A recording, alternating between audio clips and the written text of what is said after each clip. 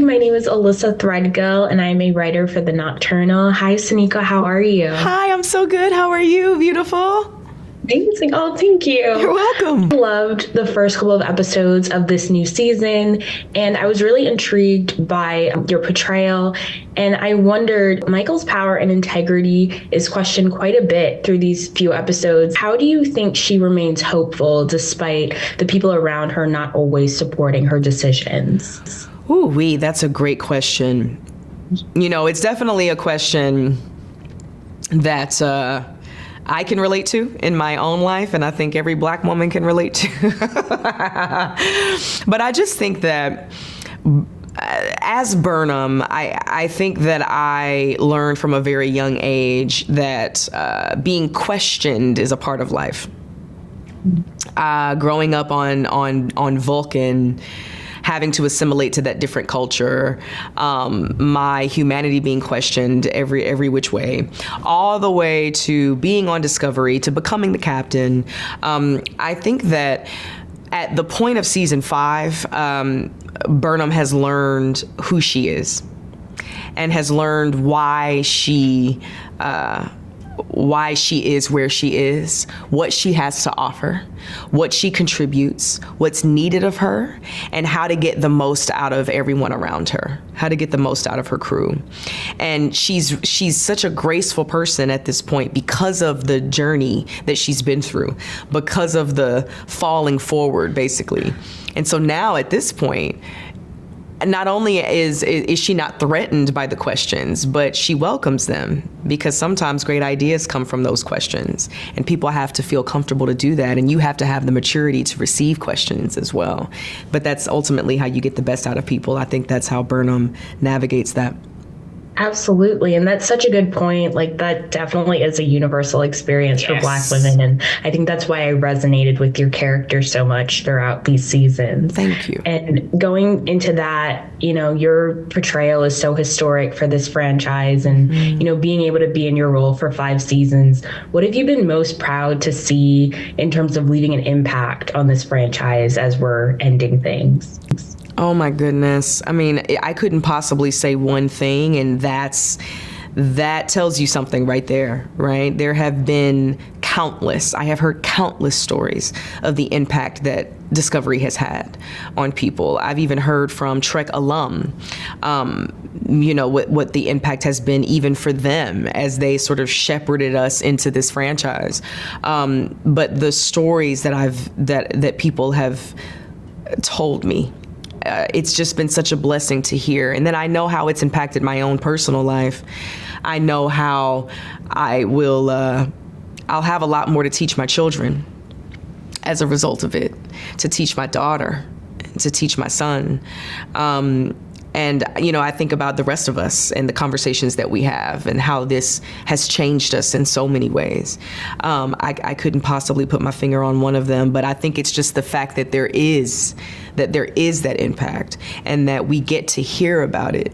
What a luxury, what a privilege, what an honor and a blessing is we get to hear about it all the time. And I hope that never stops. Oh, I love that so much. And I really appreciate your time today. Thank you. Oh, thank you. I appreciate yours too. It's so wonderful to meet you both. Good to meet you too. Hi, Melissa. Doug, I thought it was so interesting how Saru discovers how his career can interfere with his relationship with Trina. How do you think this storyline depicts his development as a character who is still understanding the meaning of love? Thank you for that. Saru has never experienced love before. I think that's kind of, and I don't think that President Trina had either. We're both these very duty-sensed characters that have been on a rise and on a climb career-wise. And, you know, we take our duty to our people very, very seriously. So finding each other was like, hey, and now all of a sudden we're on a new journey of like, how do we keep our sense of duty and this romance alive at the same time? This was new for both of us.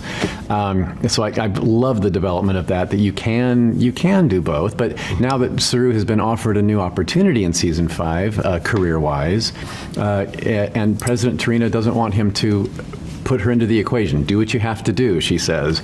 And so I think that he's finding that he cannot separate the two. They're going to have to coexist, career and love, and I think he does it gracefully. Yes, absolutely. And David, in the words of Saru, Booker stands his ground even in difficult moments. And I found this statement to be very powerful. And I wondered, how do you think Booker's presence in this season, not only helps Michael, but also helps like the rest of the Discovery team and, reaching their full potential in their missions? That's a wonderful, wonderful question. I think Cleveland Booker has always been a lone ranger. He's always been someone that's worked independently and then on the outside of society, as it were. To gone through what he's gone through and to still be able to find a purpose that is greater than yourself is, I feel, one of the best examples you can have of being a good citizen on Earth or in space, wherever it may be. I think he inspires people to be their perfect self, which is their imperfect self. And I think he wears all his pros and cons on his sleeves and still navigates this thing called life from a place of peace and purpose. I think his imperfections is what makes him relatable, what makes him inspiring. Oh, yes, that's such a good point. And I really appreciate both of your time today. And thank you so much. Pleasure. Oh, so thank welcome. you. Lovely to meet you. It's lovely to meet all of you. Nice to meet you. Hi. Hey, Mary, how do you think Tilly's time away at the Academy has made her a stronger asset to the Discovery team? And how do you think teaching has helped her with her leadership skills? Oh my gosh, such a good question. I think it's been invaluable for her to step away.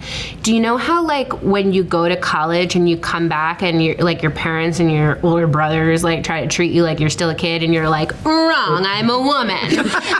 There's something about stepping away and having the opportunity to cultivate an identity on your own without those, influences that allows you to step back into a familiar situation in your own power. So I think that's been very cool for her. And then I think that there's something about teaching. I think she knew she wanted to be a leader. And then I think there was just an achievement drive in Tilly about becoming captain that wasn't actually unified with herself. That teaching is way more aligned with who she really is and how she wants to give back and how she wants to lead.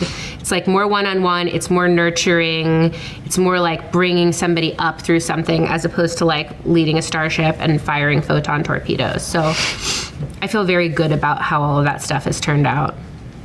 Oh, that's great. And that's a great example. Exactly. Yeah. Blue, your character seems to have gained a lot of confidence as well this season.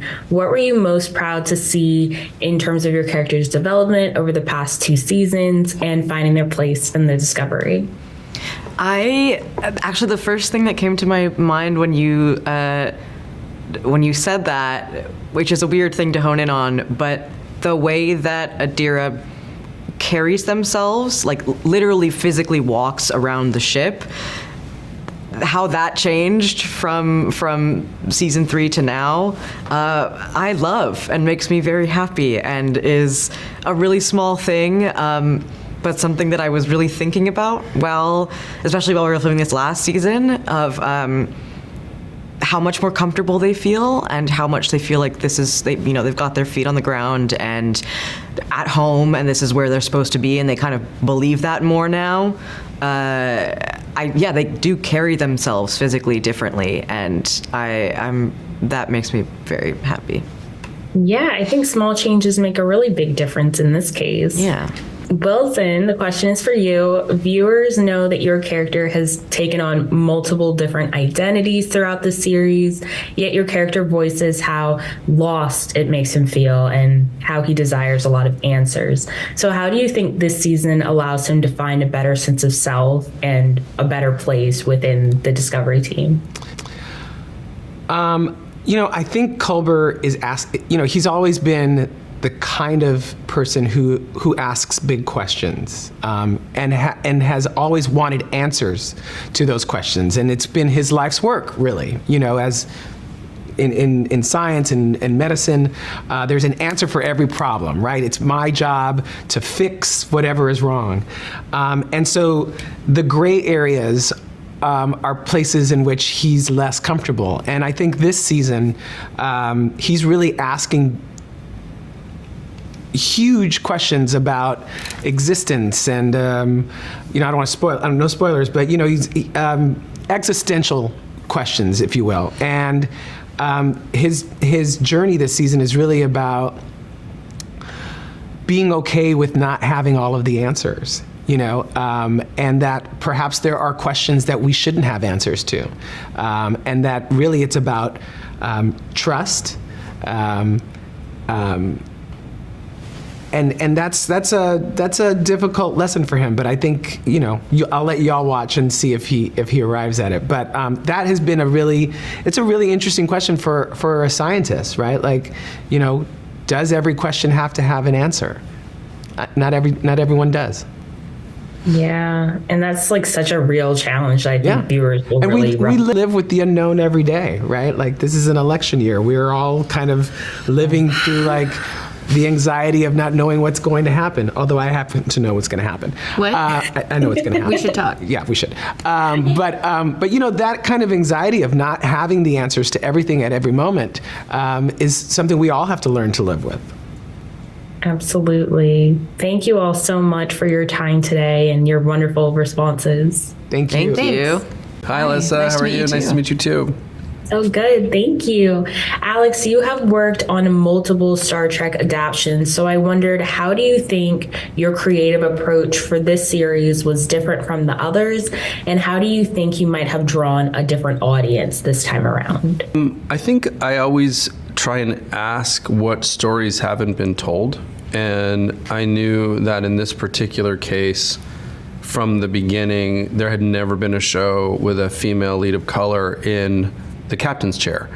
And what I was really excited about was figuring out a way not to start her there, because I knew that if we didn't start her there, it would give us a whole journey, and that the whole journey was about her getting there, which ultimately did end up taking multiple seasons, which was always the design of it. But for me, it's just about figuring out what hasn't been done yet, and how do we do that?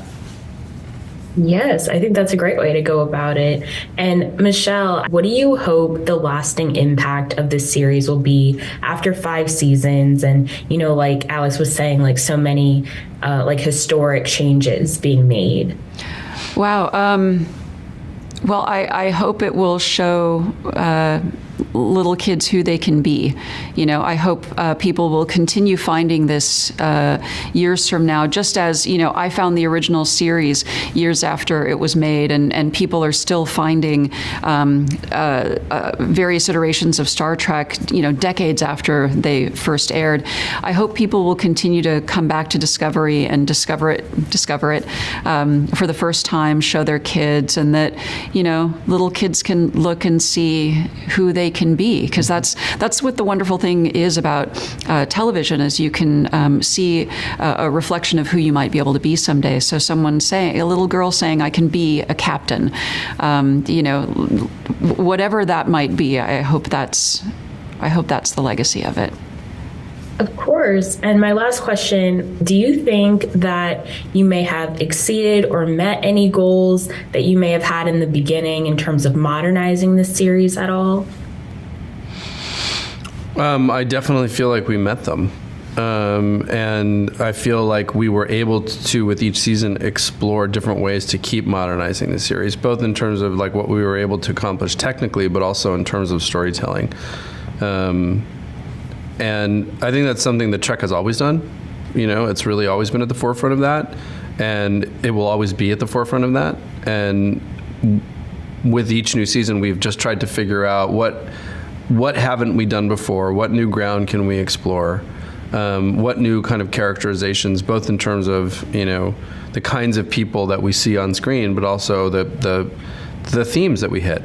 And the different things we explore, because Trek is a mirror that holds itself up to every era in which it's made. And every era brings both, entirely new challenges, but also you see a through line of all the same ones, all the way back to the 60s when TOS started.